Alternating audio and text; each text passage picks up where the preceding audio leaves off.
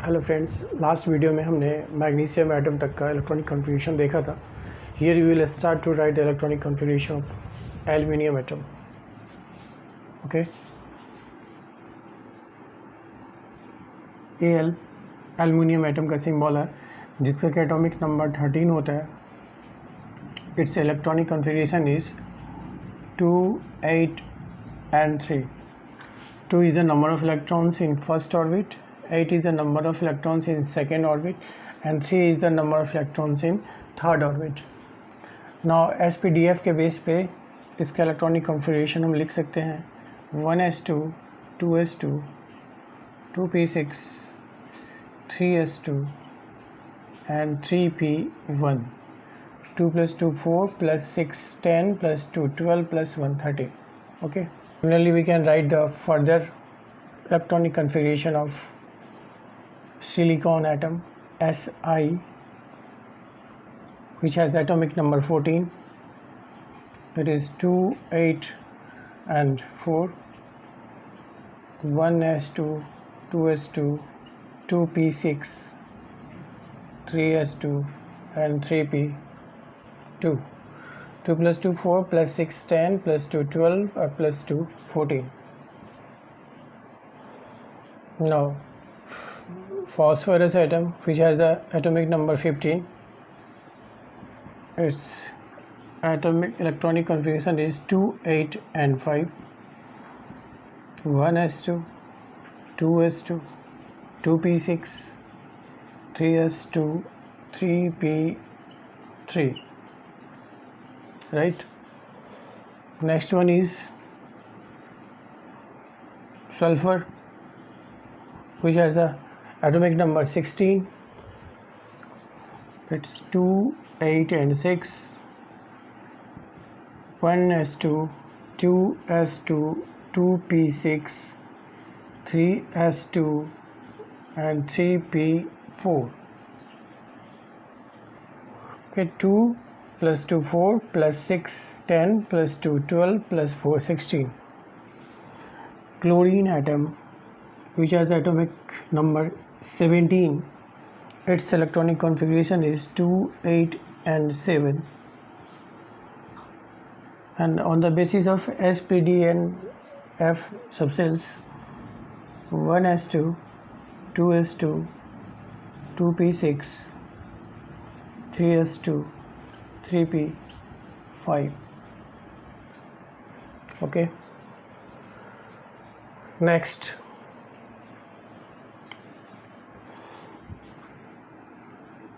argon, which has the atomic number 18.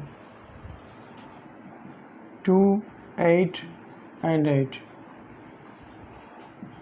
Subshell base पे electronic configuration होगा 1s2, 2s2, 2p6, 3s2, 3p6. Correct. 2 plus 2 4 plus 6 10 plus 2 12 plus 6 18. अभी तक जिस तरह से हम इलेक्ट्रॉनिक कॉन्फ़िगरेशन लिखते जा रहे हैं उसके अकॉर्डिंग अगर हम पोटासियम एटम की बात करते हैं जिसका कि एटॉमिक नंबर 19 होता है, तो हम लिख सकते हैं 1s2, 2s2, 2p6, 3s2, 3p6 और 3 का d ऑर्बिटल भी है, डी सबसेल भी है, जिसमें कि 1 इलेक्ट्रॉन हम रख सकते हैं। इस तरह से इलेक्ट्रॉनिक कॉन्फ़िगरेशन हो जाता है 2 in first orbit, 6 plus 8 and 9. इस तरह से पोटेशियम का इलेक्ट्रॉनिक कॉन्फ़िगरेशन 2, 8, 9 होना चाहिए और सबसेल के बेस पे 1s2, 2s2, 2p6, 3s2, 3p6 and 3d1 होना चाहिए, क्योंकि हमें पता है कि थर्ड ऑर्बिट में sp एंड d 3 सबसेल्स होते हैं। तो डी पी सबसेल में थर्ड के पी सबसेल में, थर्ड ऑर्बिट की पी सबसेल में इलेक्ट्रॉन बढ़ने के बाद वो थर्ड के डी और सबसेल में जाना चाहिए इलेक्ट्रॉन। बट ये इलेक्ट्रॉनिक कॉन्फ़िगरेशन हमारा गलत होता है। इस तरह से इलेक्ट्रॉनिक कॉन्फ़िगरेशन नहीं लिख सकते पोटेशियम का, ये इनकरेक्ट है। सिमिलरली कैल्शियम का आप लिखना चाहेंगे तो आप लिख सकते हैं 1s2, 2s2, 2p6, 3s2, 3p6 and 3d2. Because D पे मैक्सिमम इलेक्ट्रॉन्स की कैपेसिटी आपका 10 होता है। हमें पता है S P D and F 2, 6, 10 and 40।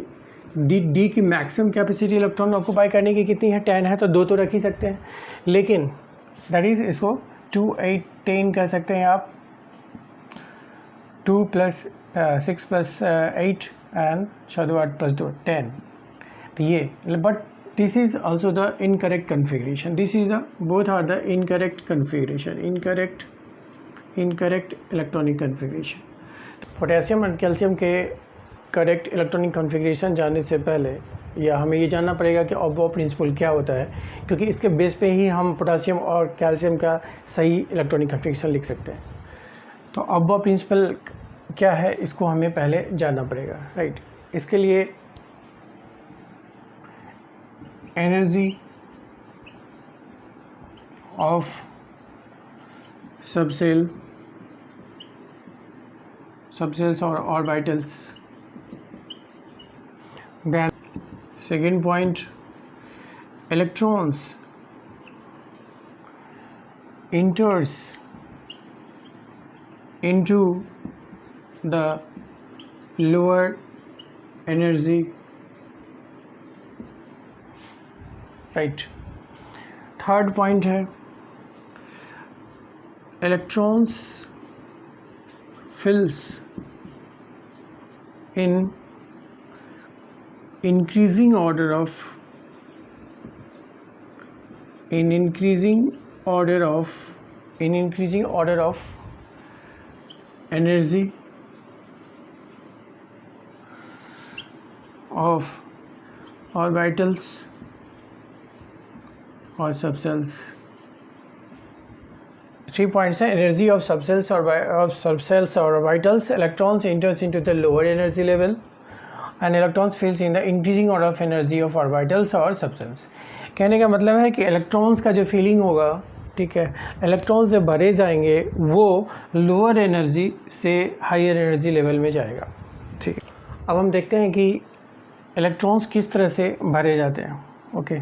अगर हमारे पास कहे कोई कि 2p and 3s, इसमें सबसे पहले इलेक्ट्रॉन किस सबसेल में जाएगा, 2p में जाएगा या 3s में जाएगा, तो इस चीज़ को डिसाइड करना पड़ेगा कि किसकी एनर्जी लेवल कम है। जिसका एनर्जी लेवल कम होगा इलेक्ट्रॉन पहले उसमें इंटर करेगा। तो एनर्जी लेवल को फाइंड आउट करने के लिए कि किसका एनर्जी लेवल कम है, इसके लिए हमारे पास एक रूल है, that is called the n+l rule, that is called the n+l rule, right.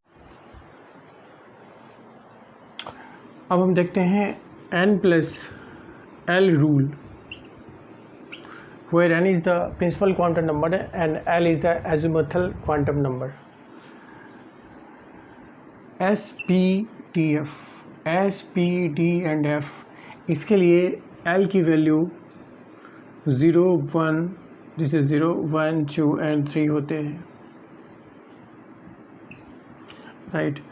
अगर हमें 2p की बात करते हैं, अगर हम 2p की बात करते हैं तो इसका n की वैल्यू हो जाएगी आपकी 2 एंड p के लिए l की वैल्यू हो जाएगी l is equal to 1, l is equal to 1 for p subshell.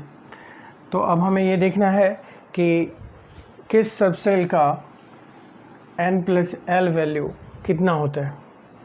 सबसे पहले 1s, 2s, 2p, 3s, 3p, 3d, 4s,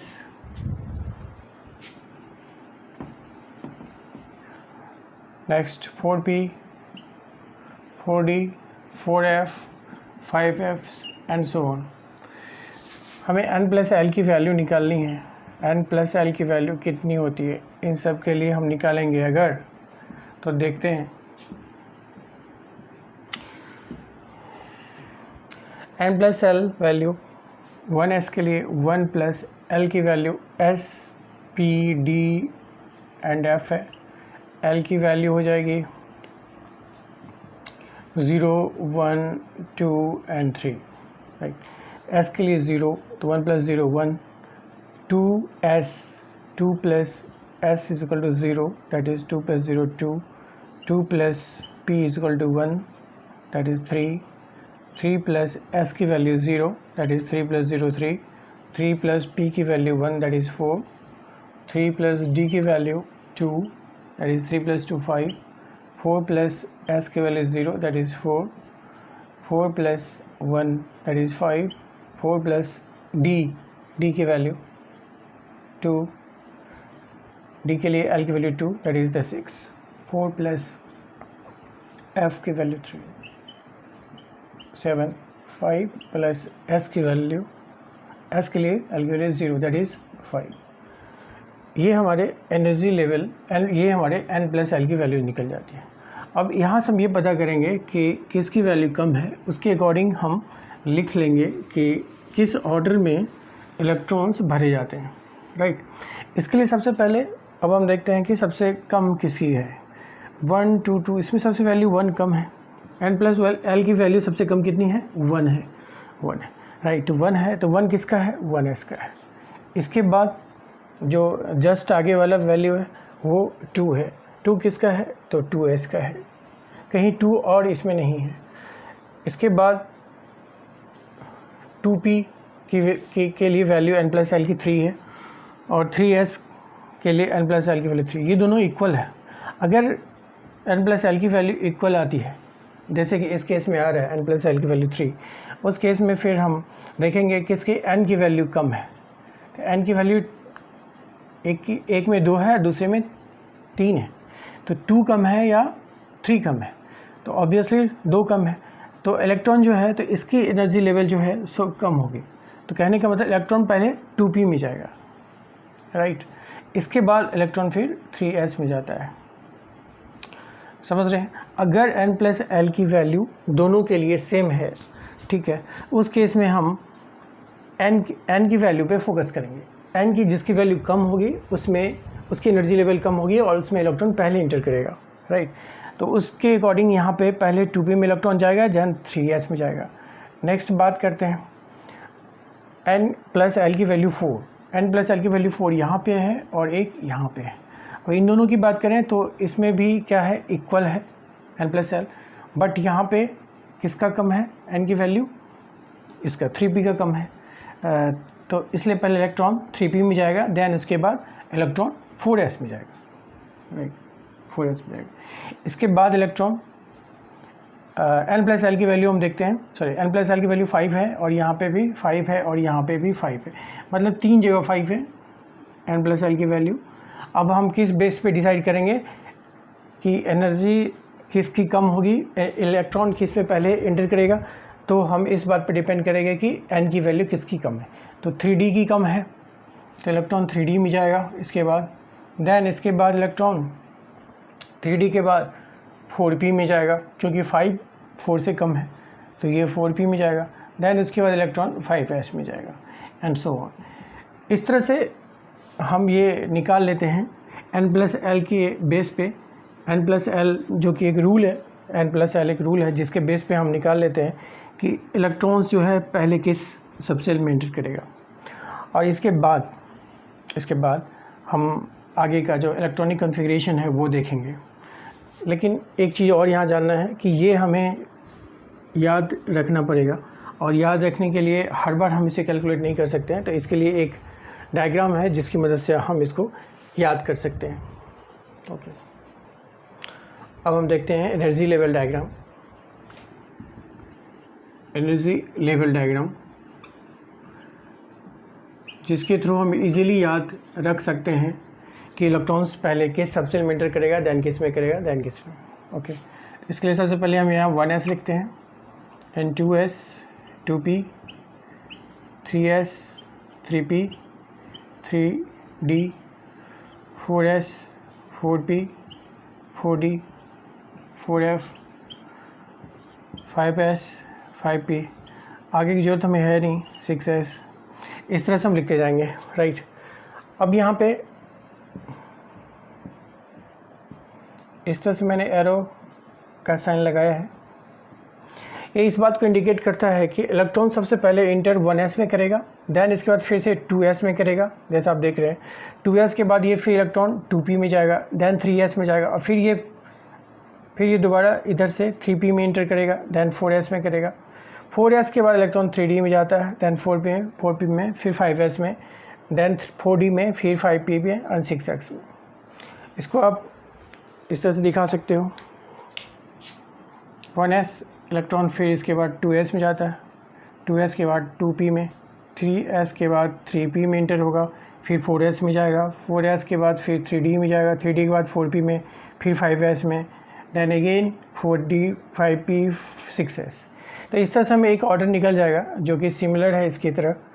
तो इस तरह से हमें याद करने की ज़रूरत नहीं पड़ेगी और हम इसको ईज़िली फाइंड आउट कर सकते हैं कि इलेक्ट्रॉन किस ऑर्डर में चलेगा, किस सबसेल में पहले जाएगा। ओके, अब इतना जानने के बाद हमें देखना है कि पोटेशियम और कैल्शियम के इलेक्ट्रॉनिक कॉन्फ़िगरेशन जो कि थोड़ा डिफरेंट हो गया था वो इस वजह से हो रहा है और उसको समझने की कोशिश करते हैं। पोटेशियम K19 जिसका electronic configuration 1s2 2s2 2p6 3s2 3p6 and now हमने लिखा था यहाँ पे 3d 1 2 + 2 4 + 6 10 18 + 1 19 लिखा था, जो कि गलत था। हमने लास्ट टाइम डिस्कस किया था कि जो कि ये गलत था। तो यहाँ पे होना क्या चाहिए और सही क्या है? सही ये है कि 3p के बाद जो इलेक्ट्रॉन्स के बढ़ने का जो ऑर्डर है वो इस lower energy to higher energy होता है। तो उसके अकॉर्डिंग हम देखेंगे कि 3p के बाद इलेक्ट्रॉन जो है 3p के बाद इलेक्ट्रॉन 4s में जाता है। आप यहाँ देख सकते हैं 3p के बाद इलेक्ट्रॉन 4s में जाता है, देन 3d में जाता है। इसलिए 3p के बाद इलेक्ट्रॉन 3d में नहीं जाएगा, और इलेक्ट्रॉन चला जाएगा आपका 4s में, और 4s में 1 इलेक्ट्रॉन की ज़रूरत है तो 1 इलेक्ट्रॉन इसमें भर जाएंगे। इस तरह से हमारा इलेक्ट्रॉनिक कॉन्फ़िगरेशन पोटेशियम का हो जाता है 2 8 8 एंड 1, राइट।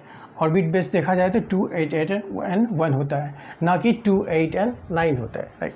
सिमिलरली कैल्शियम का आप लिख सकते हैं electronic configuration 1s2 2s2 2p6 3s2 3p6 and again 4s2, that is 2 8 8 and 2। अब हम कह सकते हैं कि इलेक्ट्रॉन्स जो इंटर करते हैं एनर्जी लेवल के बेस पे करते हैं कि जिसका एनर्जी लेवल कम है उसमें इलेक्ट्रॉन पहले इंटर करते हैं, देन उसके फिर बाद वाले पे।